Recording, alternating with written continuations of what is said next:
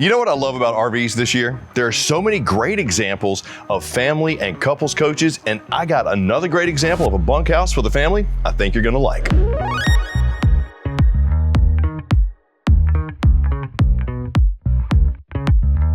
Hey, what's up? It's Chris Young. Welcome to the Forest River Wildwood FSX 178ICE, the ICE. This joker comes in at 23 feet, 9 inches long, roughly 4,100 pounds dry, and can easily accommodate 2, 4, 5, 7, maybe even more. But the thing that I love about what they've done this year with RVs, they have really helped break that barrier of entry for families and couples who are looking for their first RV, but have been scared of the price tag, as well as scared of not having the right amenities. Well, the ICE, the ICE, stands for Intelligent Camping Experience. So you're going to get things like pressed surface countertops. You're not going to have blade lighting in some of them like you'll see. You'll have, the LED lights, but it's things that if you didn't have an RV before, you're not going to miss. And I absolutely love that.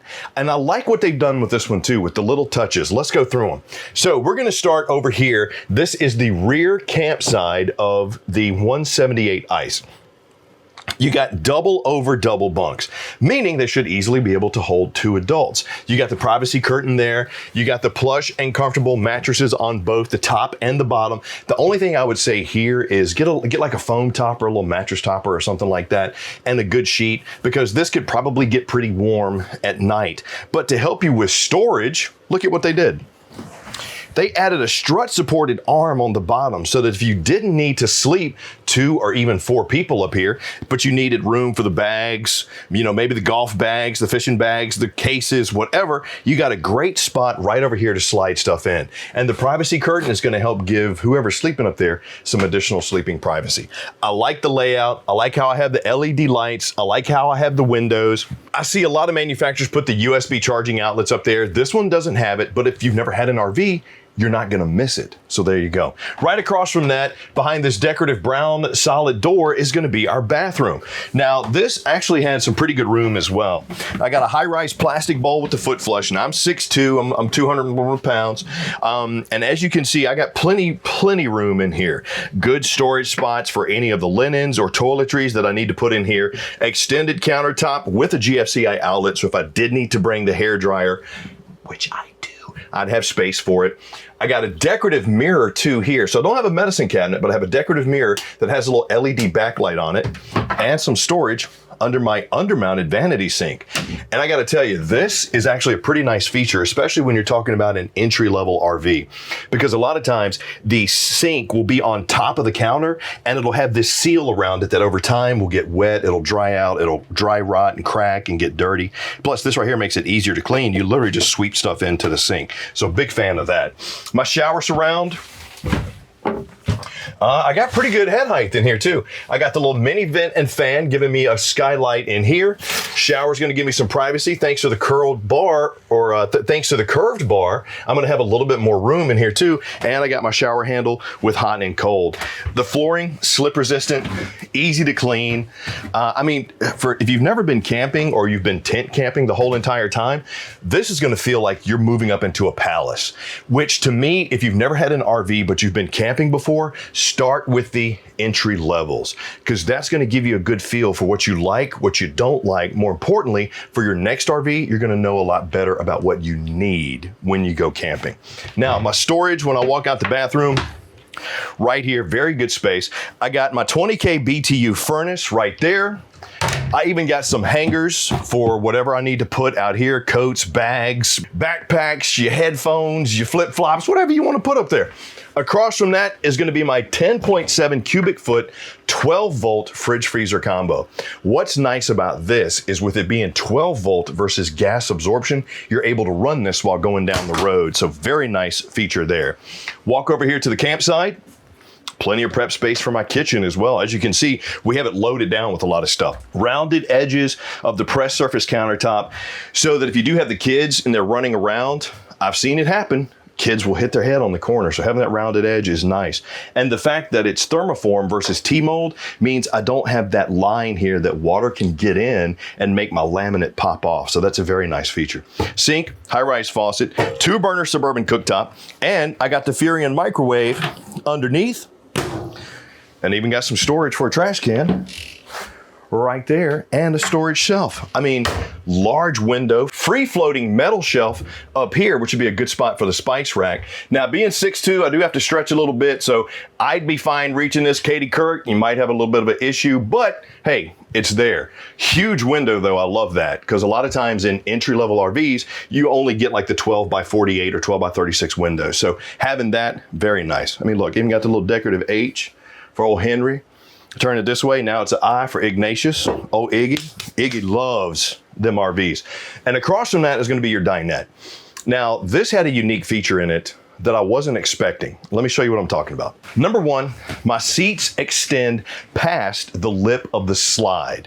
What's nice about that is if you see me where I'm sitting and I'm sitting on the edge, if I need to get up out of the dinette, I come over the edge to come up versus possibly hitting my head on the slide. This also gives you more seating space as well as more sleeping space when this reduces down into a sleeper. So I'm a big fan of that. They even gave me some storage under both sides.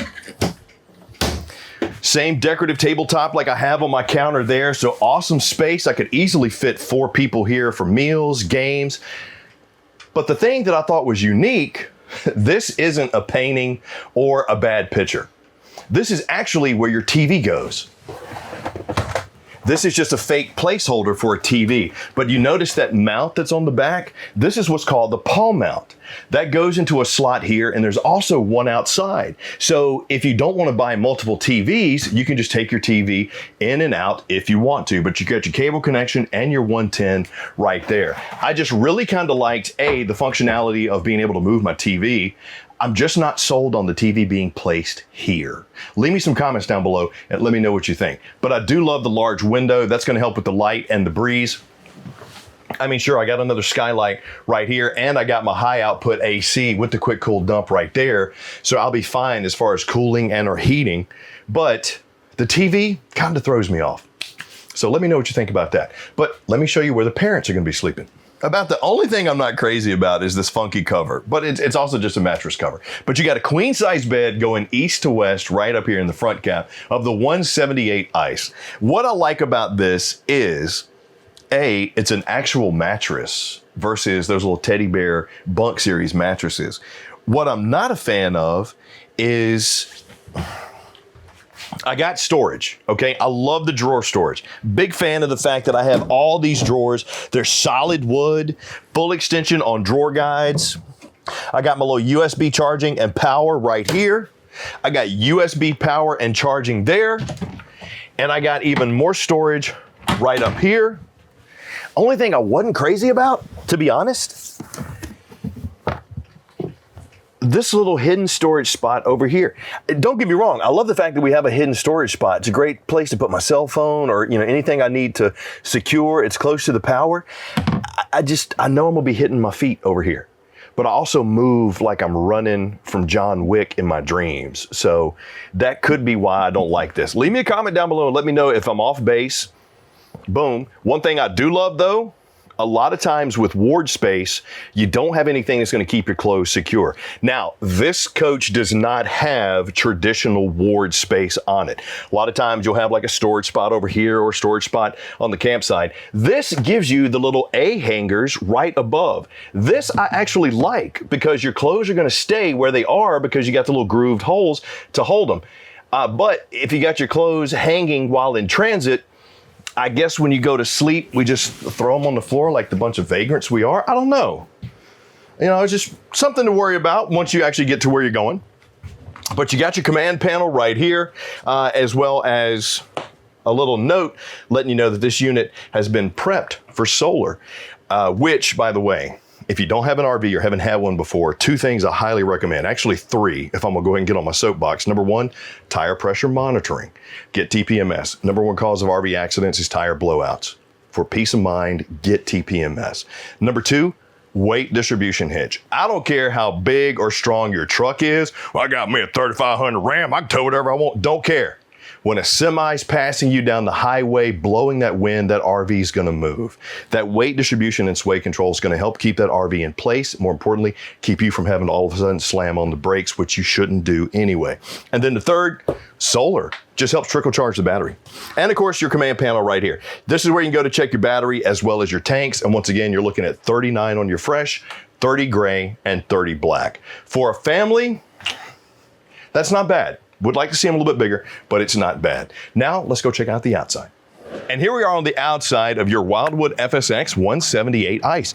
I gotta tell you, it actually feels, my buddy Ryan was telling me this too, it feels bigger than it looks. This coach is only 23 feet 9 inches. It just feels bigger than that. Anyway, right up front, you're gonna see you got your manual tongue jack, 20-pound LP tank, and the battery rail sitting on top of a solid frame, which is great support for this coach. One thing I would advise when you talk to your specialist at Camping World, go ahead and say, hey, what would it be to maybe upgrade to 2 propane tanks and possibly 2 batteries? Get the lithium if you can, they just last longer. Why? Well, the LP is what's going to control your cooking as well as your heat and your hot water. So, you know, having 2 tanks, especially if you got a family, to me just seems like it'd be a whole lot better. You got your stab jacks for the front and the rear. Those are manual. They even covered the hinge on the luggage door. Big fan of that because a lot of times on these entry-level RVs, this is just exposed, meaning the metal can rust and you'll get streaks on your RV. Not a fan of that. Magnetic anti-slam on my luggage door. Pass-through storage, which is finished off. You get to see a good shot of the timber core construction there. Steel fold-up steps. 15-foot awning with the 4K lighting on it. Really like that because it's the blade light. Got my entry door here. Sealed safety windows all the way around on this bad boy too at 80% tint. Right here is going to be the back of your hot water heater. That's your fresh tank fill, as well as your power. And I had mentioned they had a pawl mount out here, but I was incorrect on that. I thought they did, but that's something you could probably get added if you'd like, so you can move the TV around. And right here is going to be kind of like your outside kitchen area. Got the mini fridge. There should be an LP quick connect right there where you could plug in your grill. Very nice feature. And I want to talk a little bit too about the aluminum siding on these. So they call this the retro style. What that means is, yes, it is kind of the older style looking aluminum, but this is the thickest aluminum that you're going to find in RVs. Add that to the fact that it has an automotive coating on it. That's going to help not only keep everything from fading, but this is pretty good for temperature control. Depending on where you're at, this could be a 3-season coach. Just take that with a grain of salt. More importantly, pay attention to where you are and do a little bit of research on that. Got your 4x4 sewer hose storage there on your bumper. Actual spare tire mounted on the back. Really love that. Plus, you are backup camera prepped and rear ladder prepped. Plus, the arch ceiling and the rain nozzles will help just make sure that this rain, the water do not actually fall on you or the slide that's over there. Now, what you can't see on the other side, because we're so close, is your terminations. Those are going to be your dumps for your tanks, which are 39, 30, and 30. That's fresh, gray, and black. But I got to tell you, for 23 feet, 9 inches, 4,100 pounds dry, roughly 5,600 pounds gross, that's not bad for a coach that can sleep 8 people. With that layout, the space, the fact that the dinette is in its own slide, so you got more room open in the middle. The double bunks with more storage options, the hanger bars. Sure, it's not loaded down with all the bells and whistles, but if you've been tent camping or haven't had an RV and you want to dip your toe into the water without breaking the bank, I think this would be a pretty good return on your investment. So leave me a comment down below and let me know, what did you think of the Forest River Wildwood FSX 178ICE? Where are you going to take it? What'd you not like? The whole nine. And please also, while you're at it, click like, subscribe, and notify so the next time we do one of these, you're the first one to get it. I'm Chris Young for Camping World. Hope you enjoyed the Wildwood FSX 178ICE. I'll see you soon.